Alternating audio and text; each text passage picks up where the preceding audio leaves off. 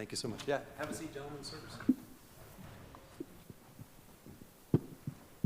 Several reasons that I love the World Extreme Medicine Conference. One of them is how casual and how flexible we all are as adventure medics, and I think that's great. This is Tom Marshburn, Kjell Lindgren. My name is Mike Barrett. We have online, hopefully, Serena Anand Chancellor. All of us are veteran flyers. All of us are boarded in aerospace medicine, and 2 of us are boarded in emergency and 2 in internal medicine. And the World Extreme Medicine Conference is really all about intersections. We all are concerned with practicing medicine, good medicine, in austere places with really bizarre environments and still trying to give the best medicine we can. But we're also doing it to fulfill a mission. It's all about the expedition. For us, it's all about spaceflight and kind of pushing humanity forward. And this is a real rare occurrence because we actually don't get to see each other very often, and it's another rare occurrence because I don't think we've ever had a panel of flown aerospace medicine physicians anywhere in the world before. And it's even rarer because these 2 guys were actually in space this year. Kjell Lindgren is still smoking from entry, has been down about a month or so. Tom landed in the spring, so he's still warm from entry, and Serena has always got that internal glow, and I think she landed about 2.5 years ago. So the experience is fairly fresh. Ironically, mine is the oldest experience from 2011, my last flight, but that will change sometime soon. We are each going to get about 2 minutes to present who we are and what's important to us, and then we're going to field 1 or 2 questions, canned questions, and then we really want to hear from you guys. Help us with those intersections. We are learning from you, make no mistake. We'd like to be able to return that favor as much as possible, and we'll all be together for a few days anyway to have some informal conversation. So let's cue that first pitch. Thank you very much. Experience and priorities in brief. That's what I'm calling this, and we'll see if it works. Quick personal path. I was born a long time ago. Everything was black and white. It was very dreary. A lot of you guys don't even know what film is, but to make a long story short, I went to 4 years of college, got a degree in marine zoology, 4 years of medical school, 4 years of residency, 2 more years of residency, and if you're counting years like my mother was, I was 32 when I finished everything and got a real job. I made this all worthwhile.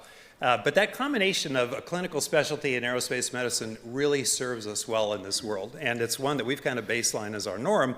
I came to the Johnson Space Center in 1991. I never left, except when I went here. I've spent 5.5 years of my life here in the Gagarin Cosmonaut Training Center in Star City, Russia. In the early 90s, in fact, all of us are veterans of that US-Russian program. We started working with our colleagues over there, and literally we have a 30-year relationship that's all based in our world on human spaceflight and our particular niches on the medical aspects of that human spaceflight. Medicine is a very safe place to exchange ideas, and it's a very critical place to exchange ideas. So that has, I think, been very instrumental in forming what is now the international human spaceflight community. Another thing I like to point out is mentorship. Have one and be one, please.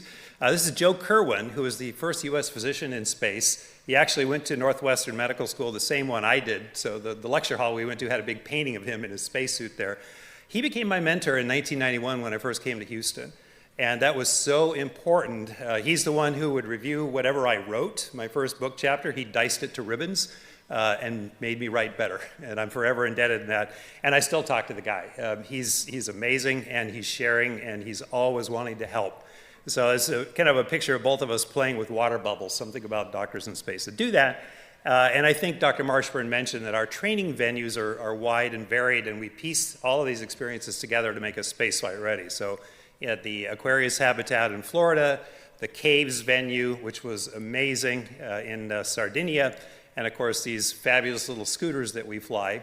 Day one, my first space flight, I like to point out that I was flying with a Russian commander and an American-Hungarian dual citizen spaceflight participant who had paid $40 million plus to fly with us, and it was his second flight, and I was the rookie.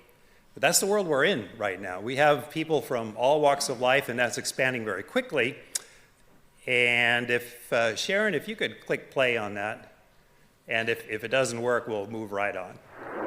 This is the best Soyuz launch ever, because it was mine. and just launching in the middle of Kazakhstan. One trivia point is, what color is the Soyuz rocket? It is not white, it's green. This is your cocktail party trivia. Because it's full of cryo fuel, and every water molecule within 40 kilometers will condense on that very cold thing. And there aren't very many water molecules in Kazakhstan. This was in case the video didn't work. Next flight was on the shuttle. I was very fortunate to be on one of the last shuttle flights. If you could cue that for us, please. And so this was the final flight of the Space Shuttle Discovery. So this was the best launch ever of a space shuttle. And as Tom mentioned, whatever ship you're flying, you have to get from more or less zero to about 17,500 miles an hour. And that gives you the orbital velocity. For both of the Soyuz and the shuttle, it's about an 8-minute, 45-second rocket ride. And then you're in orbit. And here we have the best picture ever of the International Space Station, because I took it from the flight deck of Discovery. And we were lucky because we had very large cargo vehicles there at dock. So we actually became the biggest pressurized stack. And I think we still haven't broken that yet, even with our new modules on there. Station's big. Station is magnificent. And you're looking at an acre of solar panels there, and we're actually quite power rich now, which is quite wonderful. Another big aspect about it is the eye is, of course, international. And I was very lucky to be up there at a time when all 5 agencies were represented. So we had Japanese, European, Russian, Canadian, and myself. I was the token American for quite a while, for several months actually. And the takeaway from that is there actually is a thriving, integrated international human spaceflight community. We've built it, and we built it the hard way. It has not been easy to do, but it's robust, it's connected, we all share ideas and information. We're not perfect, but it is really living and breathing.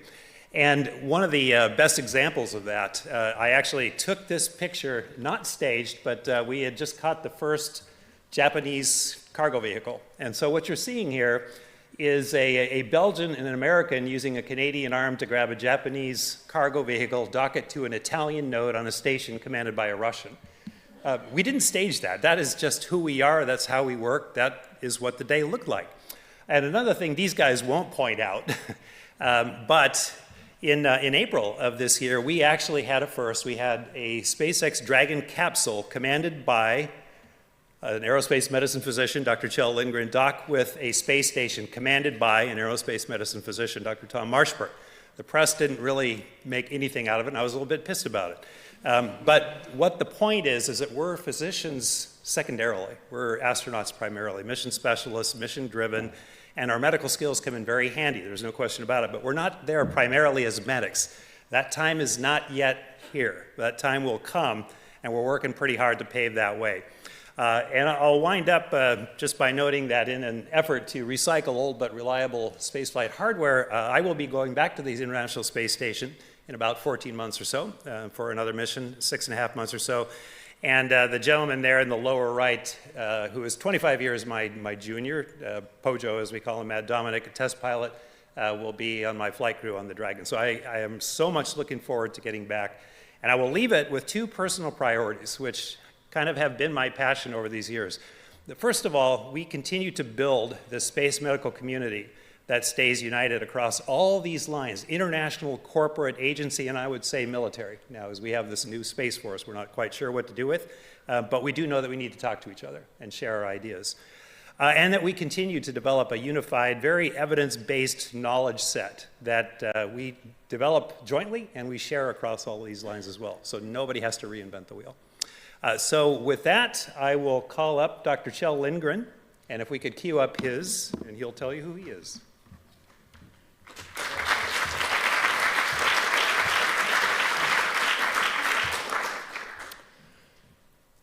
Thank you, Dr. Barrett. So I'm just going to run through some slides very quickly. I think you've got a great overview of kind of our backgrounds jointly together. And what I really wanted to focus on was the things that we dabble in to train ourselves to prepare for spaceflight. So we operate in many of the environments that you are experts in. And so that's why it's such a privilege to be here, to get to exchange ideas with you, to chat with you, and to learn from you all, because a lot of what we do to prepare for spaceflight is operating in your environment. And it's an amazing thing when we talk about being professional astronauts, you know, we spend less than 5% of our time doing that actual thing of living and working in space, and much of the rest of the time is spent supporting each other, supporting our fellow crew members as they're preparing for their flights, supporting them while they're on the space station, and then training for our own space flights. So I am a big space nerd. I wanted to be an astronaut for as long as I can remember, but I had a passion for biology, for human physiology, and then ultimately the opportunity to practice medicine for a while. I went to the Air Force Academy with the intention to fly high-performance jets. My career took a detour. After graduating from the Air Force Academy, I went on to study cardiovascular physiology and did my master's work at NASA Ames Research Center. One day in the lab, we were bored, so I tried in all the countermeasures equipment all at once and then took a picture. After finishing that graduate work and separating from the Air Force, I went to medical school. I trained in emergency medicine and then aerospace medicine, and had the great privilege of getting to secure a job as a flight surgeon at Johnson Space Center. That means working on console and mission control.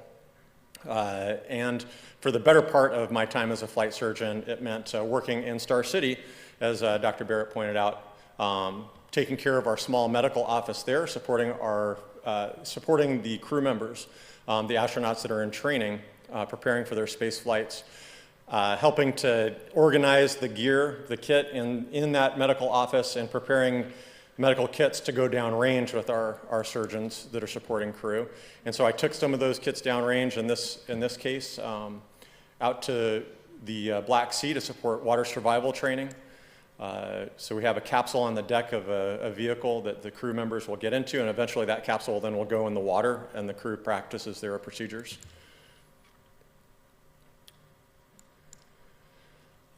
We support pressurized operations, and then ultimately do some of the public health and preventive medicine things that aerospace medicine is all about, and that is administering vaccinations and then educating others. We did a CPR training for the community that we had there in Star City to make sure that we were to hope and prepare for the things that could potentially happen, just as a matter of course. As aerospace medicine physicians, as the medical attachment for expeditions, I think you all know that we also fill in where needed, and for Dr. Anna Chancellor and I, that meant in Star City often helping to prepare food. And so we would make dinners for the crews that were there. We did kind of potluck style, and so this is Serena and I in my room preparing dinner. And actually preparing dinner in this case, I was still a flight surgeon, Serena was a flight surgeon at the time, and we're preparing dinner for Mike and his crew members there in Star City. I got selected, I had the great privilege of being selected at the astronaut office in 2009, and then we embark on all of those various activities to prepare ourselves for flight.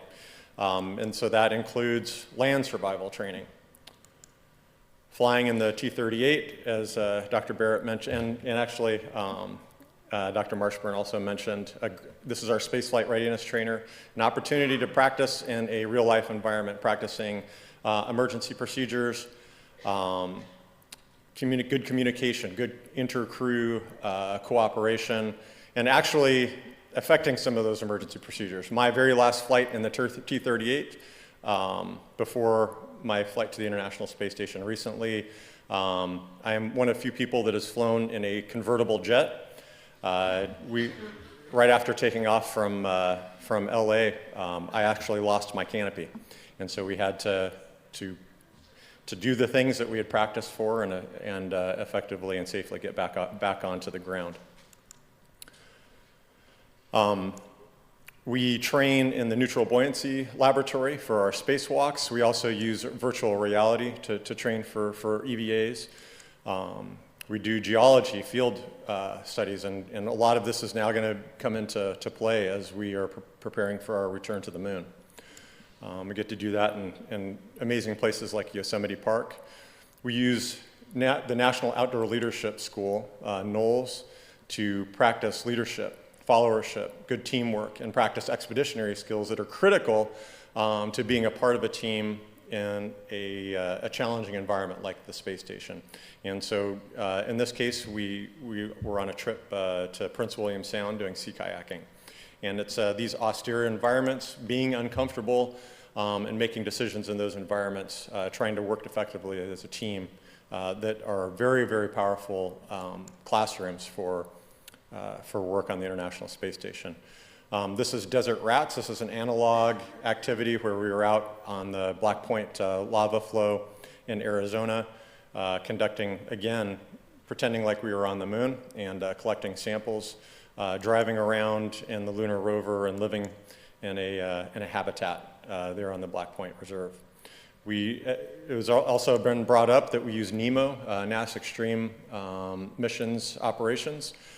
This is in the Aquarius lab off of Key West, where we essentially live and work in a very small confined environment in a hazardous area, 60 feet of water, where we are 24, as Dr. Marshburn mentioned previously, 24 hours away from medical care.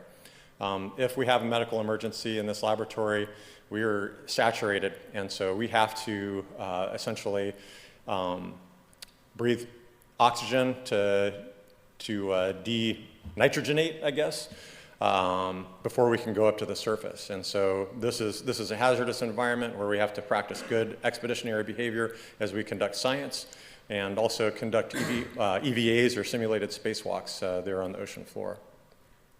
I think this training is so important, this intentionally being uncomfortable, that it's something that I really like to share with my family.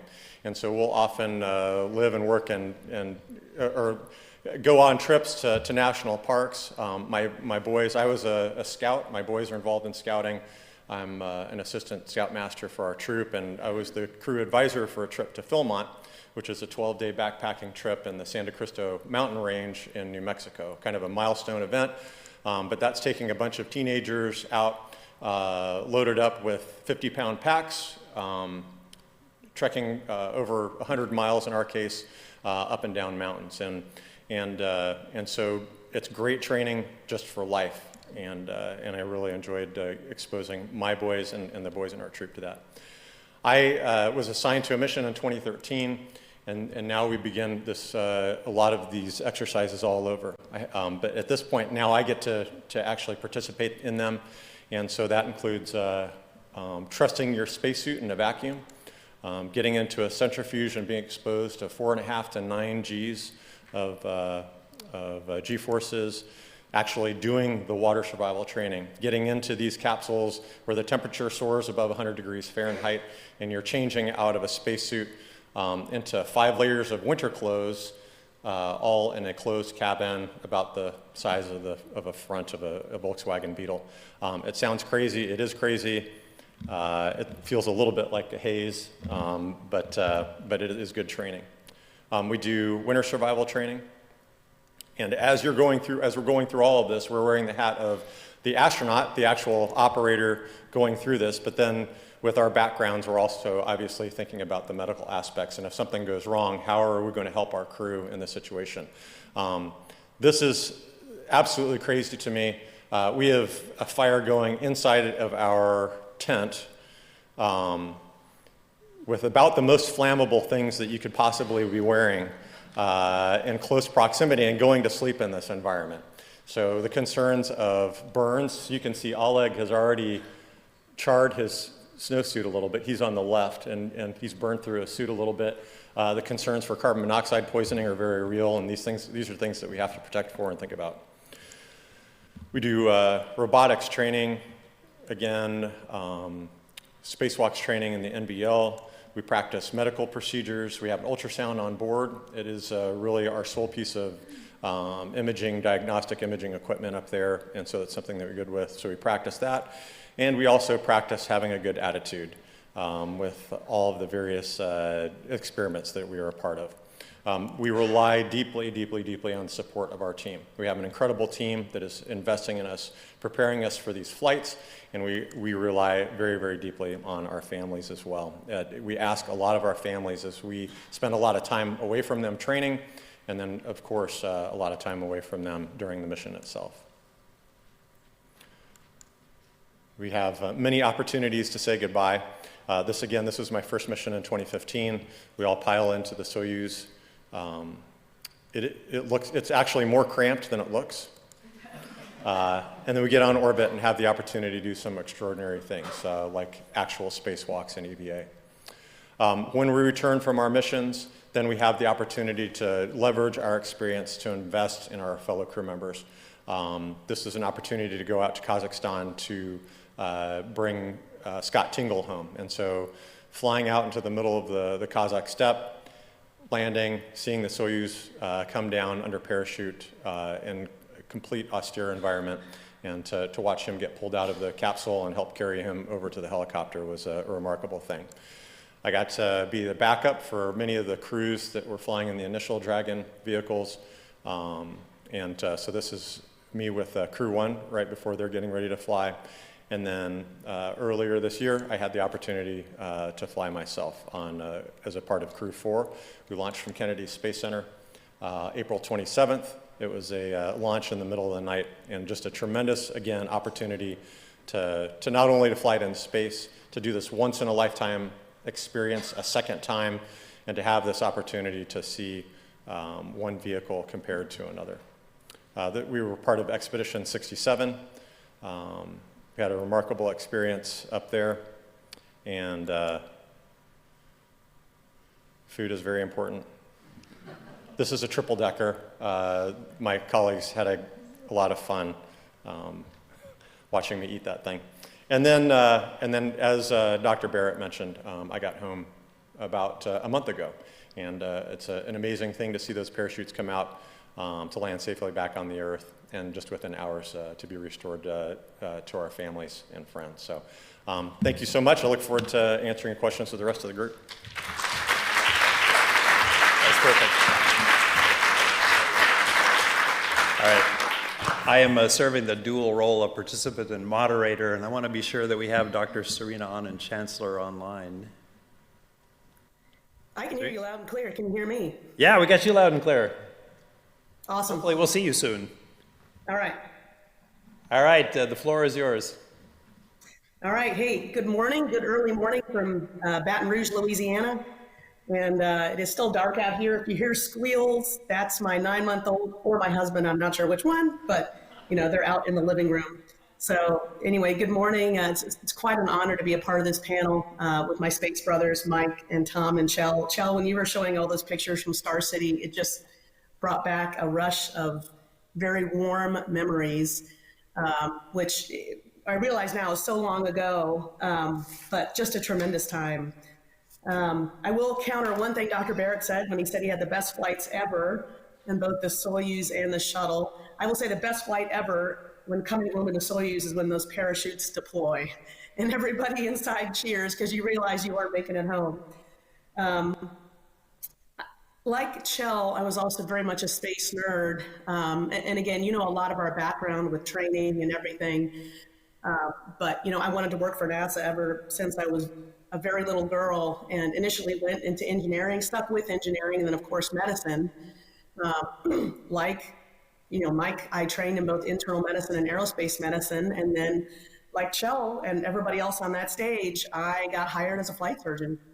The flight surgeon experience for me was super unique. I had traveled overseas to Russia for the first time, and it really brought me up to speed with where the space program was, how astronauts train, and it just gives you a very unique insider view. I will tell one quick funny story before I show my video. As a flight surgeon, like Chell mentioned, we took care of Mike before his first Soyuz flight. So we were doing his vacuum chamber run. Very close to flight, the Russians will put you in your suit that you will be using to fly to the space station and take you to just about over 100,000 feet to make sure that you can trust your suit in the event of a depress. So Mike was getting ready and changed in the back room, and I was out there and I was inspecting the vacuum chamber, and there was a cat in the vacuum chamber. And I wasn't sure what to think about that, but I turned to my Russian physician colleague and I said, "There's a cat in your vacuum chamber. Do we have a problem here?" And he looks at me and goes, "No, it's for the mice. We're fine." So they quickly ushered out the cat before Mike's run, but I have never forgotten that. And those cats are running back and forth behind me during Mike's run. It's just a different way of operating in different countries. You get the job done just in a different manner. So I'll mention one other thing. I really agree with what Chell said in that our training teaches you how to be comfortable with being uncomfortable. And for myself, one of my best experiences with that was living and working in Antarctica. And I'm sure many of you out there have way more experience than I do. I lived on the ice for a couple months searching for meteorites as part of the ANSMET group. So we were about 200 nautical miles from the South Pole. You learn a lot about what's important to you as a person, how to survive in those very extreme environments, more extreme than ISS, really. I felt more disconnected from family and friends than I ever did on ISS. On ISS, I still had to answer emails from my boss, and in Antarctica, I didn't have to worry about that. So I really felt that, these analog environments, but especially that one, taught me how to have a successful mission.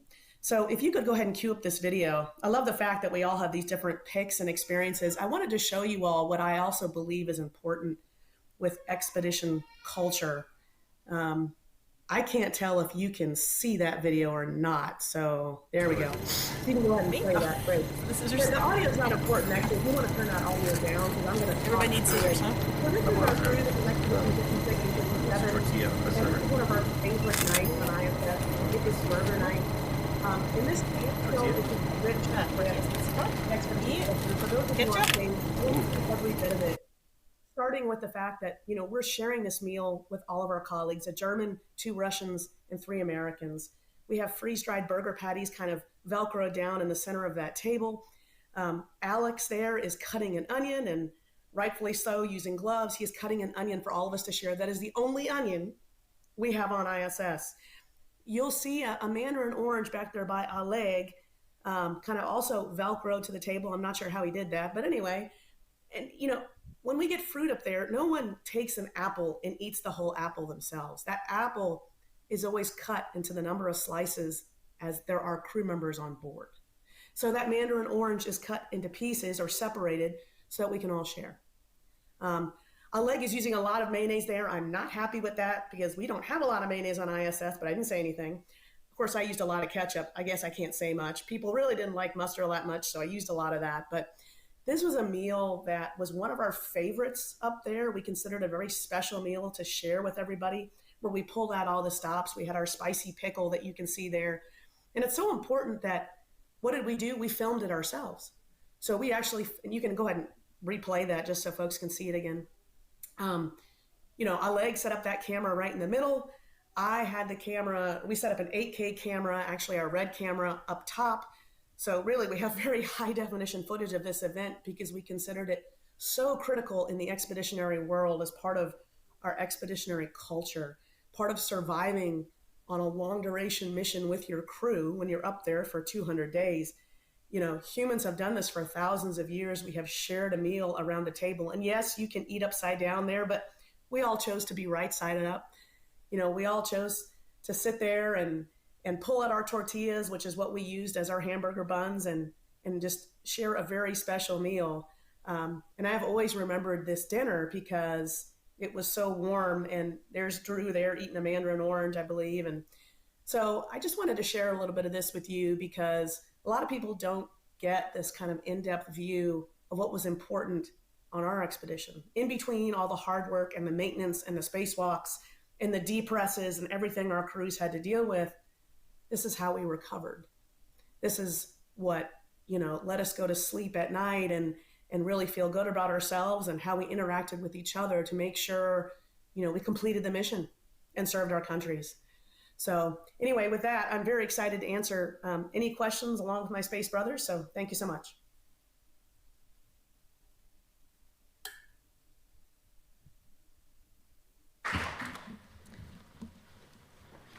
And I can talk, y'all can hear me. All right, so I'm Tom, as you know, and I'm just gonna go very quickly. You already heard from me, and I know you got a lot of questions for folks. I've shown you this picture of my class and my classmates. And then on my first assignment on STS-127, this somewhat eclectic group of folks, test pilots, Navy SEAL, myself, 2 physicians, Dave Wolf on your right, and I'm on the left. And Julie Payette, an engineer, and our prime robotics operator from Canada. Very excited to be on your first crew. There's nothing like being selected onto the first crew, except being selected to be an astronaut is about the other thing that's, professionally at least, the most exciting times of our lives. And then, of course, to have an opportunity to do a spacewalk. I think physicians, especially emergency physicians, and probably other specialties, we take great pride in being selected for a spacewalk and put our hands, our eyes, and our brains to work outside the spacecraft. And everyone seated here has had a chance to do that. Fast forward 3 years, this is my crew with the Soyuz. Chris Hadfield, you may have seen, he's an international star in many ways. Kevin Ford to his left, to our right there, was the commander of the space station for most of the time. Was up there, and then with our Russian colleagues. But this slide here is the main point I wanted to get to just for my intro, and that's myself with the entire astronaut corps at that time. Most of us, a lot of us are separated quite a bit in our training and our travels.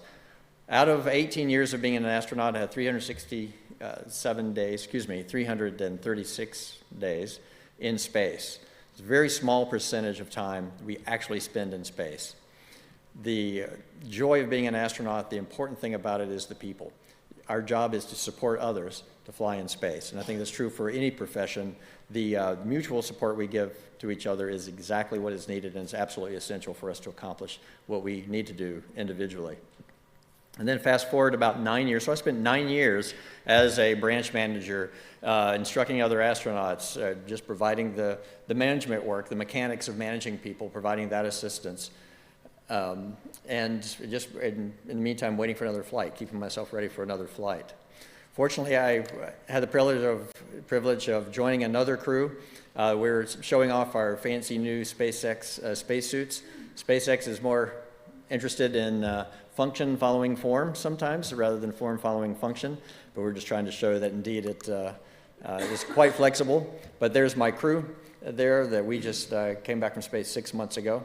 We are the self-proclaimed happiest crew that's ever been in space. We had a wonderful time together. The focus was on the crew cohesion and still accomplishing everything that we needed to do up there. So that's all I had for my slide deck here, and I think we are ready to launch into questions. Okay, brilliant. Thanks, Tom. Thanks. I'm going to throw one ringer. We want to have some questions. I've stolen one of the microphones from you, so I think there's only one roving mic. Okay, great. Really quickly, I'm going to ask each of my space brothers and sister here, what medical event do you fear most in space? If you could give a quick answer on that. For me, it's the abdominal pain unknown etiology. I mean, that's a tough one anyway. We don't have an X-ray, so we do have ultrasound with the limited capability there. We don't know so much in space about what the organs are doing, the intraperitoneal organs are doing. They're likely in different locations. You probably don't have a physician on board. If you're a flight surgeon, you're directing them up on board. So we've come up with ways of how you would actually test for something as like a surgical urgency or emergency, such as appendicitis, cholecystitis.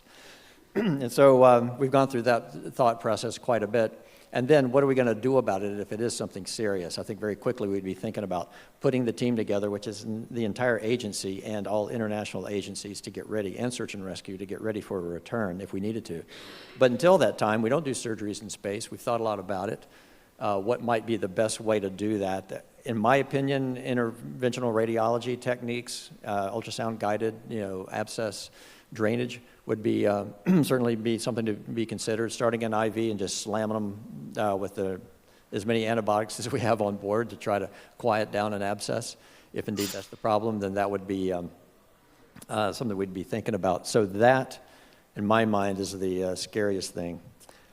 In my experience, we did have an abdominal question, but fortunately it resolved itself after a couple of days with a trip to the bathroom. And so that was the closest we've come, but certainly you go through a lot of those mental steps getting ready for that. it's kind of like dealing with a toddler. Like, are you sure you don't need to go to the bathroom? I agree. The abdominal pain is, I think, one that is concerning. I really like the fact that we've got ultrasound up there. I feel like that helps us considerably in narrowing down the differential diagnosis. I'm concerned. In addition to that, just altered mental status. It's not something that I think that we've had to deal with, but I think with the atmosphere that we have there, the enclosed environment, all of our crews, at least in the professional astronaut corps, are in very good health, and so it's not something that we would necessarily expect to see. But again, one without a lot of imaging capability or even point of service ability to get labs. That's one that I've thought about. Okay. Dr. Anand Chancellor, same question. Can you hear me? We can. So yeah, I totally agree with Chell and Tom to start. I also, we get this question a lot on talks. I also worry about something happening to the vehicle that then causes an injury in the human. So for example, when you look at our big ISS emergencies, fire and a toxic atmosphere are two of them. One, because the ISS is cooled by 100% anhydrous ammonia. So if we had a bad fire or a leak of ammonia inside the cabin, you run the risk of, number one, severe burns from the fire, even an inhalation injury, that might require respiratory support. And can we do that on ISS? Yes, we can. Do we have the consumables to support that for a long period of time? No, we do not. So then your next concern is, how do you get that person down, and how do you support them in the vehicle while getting them down? Because our vehicles aren't really built as ambulances. So anyway, my 2 cents. Okay, appreciate it. Okay, so let's go to questions real quick. Just to get through as many people as we can. I don't see any hands raised, so that may be very quick. Okay, great.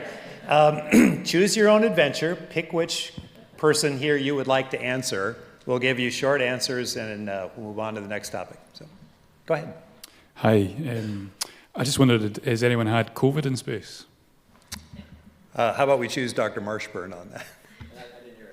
Has anyone had COVID in space? No. Not No one's that had we know COVID of. in space. We really, yeah, I mean, I've only just been me up there. So, at least along with me. So we screened for that very heavily, and it's a real testament to the Flight Surgeon Corps and the Health Sciences group at the Johnson Space Center, the links that we went through to make sure, even though we had to do international travel, especially to Russia and back, that no one contracted COVID during the training, during the training period close to launch. And so as far as we know, we never did, and we were tested for it just prior to launch. But COVID is just one of the infectious diseases that we happen to be concerned about right now. And so prior to this, and I mean, as long as we've been flying, there is a quarantine period that we place on the crew. We call it health stabilization. It is essentially to protect them from an infectious disease prior to flight and to protect the on-orbit crew. So, of course, right now, COVID is a concern, but any type of virus, especially respiratory virus, is miserable if you were to get that on orbit. And I think Dr. Barrett can actually speak to that a little bit more. So we basically fortified our health stabilization program during this period of COVID to include frequent testing and those sorts of things to protect both the crew that was getting ready to fly and the folks on station. Okay, I'll just say that we did have a respiratory epidemic on board. It was a very simple cold virus. It sucks to be congested in zero gravity. Next question. There's more to that if you'd like. Go ahead. Hi, thanks. Your skill sets have obviously become absolutely massive. Has it been easy to de-skill from your original medical training? Serena, do you want to take that one? You're mute. Yeah, so do you mean our skill sets in medicine or our skill sets on board ISS in total? In medicine, so from your original medical training, has it been easy to de-skill? Yeah, so I mean, I'll be honest, what Mike said when he first came on board is that if we don't have a physician on every flight, and even if you are one, you're trained as a CMO, which almost honestly falls in line with a lot of the tasks we already knew. So we didn't receive any extra hours, hundreds of hours of training, either in ultrasound or anything else, because we were the crew medical officer on board. Again, that was not our primary responsibility at all. So I think honestly, the biggest issue we have in the Corps is when physicians come, to train as astronauts, which is your primary duty, clinical currency wanes. And so that's actually an issue on an expeditionary flight, in that how do we keep someone with medical training clinically current to perform those ultrasounds or anything else. So really, I found that to be one of the biggest issues in the 2 years of training leading up to flight and during the flight itself. I hope that answers your question.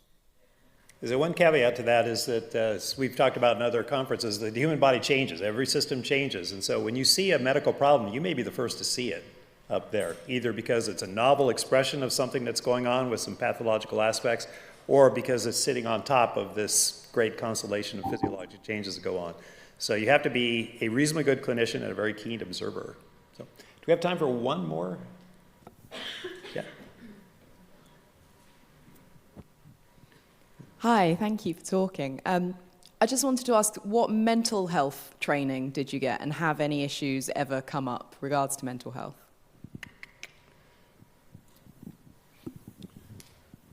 So we don't. I wouldn't say that we receive specific mental health training. We do have a very robust behavioral health support program.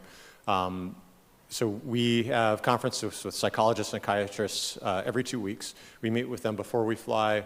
We have conferences with them during the flight and meet with them afterwards. And they employ a group called operational behavioral support that are really responsible for a lot of the resources that we have on station. So that is the IP phone. We're able, if there's a phone number on the ground, we're able to basically dial that phone number on our laptops and talk to anybody on their cell phone.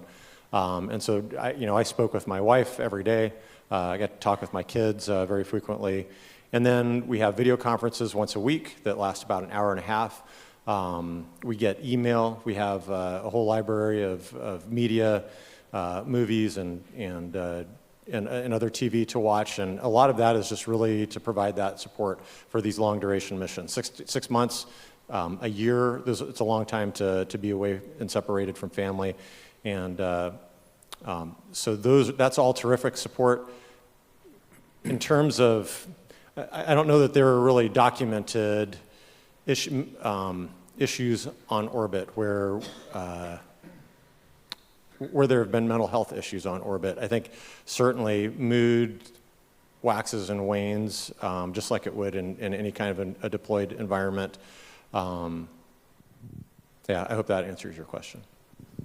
I will say that we have a very intricate selection process. So those that make it through that selection sieve to join the astronaut office have already been highly filtered. And that filtering continues. We continue to test and we continue to do exercises that build expeditionary behaviors. So we pretty much know what we're going to launch.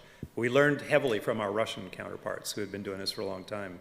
And what we do on station is very good compared to our shuttle Mir experience, for instance. That was a big challenge. But it does speak a lot towards the future. And as we start to fly less screened individuals, non-professional astronauts, that is something that I think that will be incumbent on the companies that screen their participants. One, for mental health issues, and then also for that type of support for their missions. Now, typically, they're not going to be 6-month missions, but there are a lot of certainly mental and emotional stresses that are a part of the launch on orbit and return experiences. And so that's a huge part, I think, of commercial spaceflight. Okay. All right, thank you. I think we're going to have to hold it here. We've just got loads of questions from back home. I want to be respectful for Caroline. Are we okay? That's fine. We can one question. Okay. All right. So we've got loads of great questions. Thanks to everyone back home for your input. Hopefully our very kind panel will be able to reply to you directly.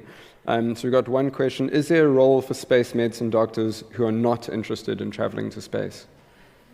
Most space medicine doctors do not travel into space. We have a cadre of flight surgeons, the ranks from which we all came from, which I would consider personally the second best job on the planet. It is amazing work, and we have, I think, 26, 27 just at Johnson Space Center alone. So the answer is absolutely yes, explore the field of aerospace medicine, and it's really quite wonderful. Cool, great. And I'm sure loads of people will come up and chat to you guys after this. And then I have one last quick question for Chell.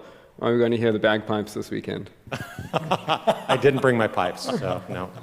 We can find them. Yeah. Sure. Thank you, guys. All right, thank you guys very much.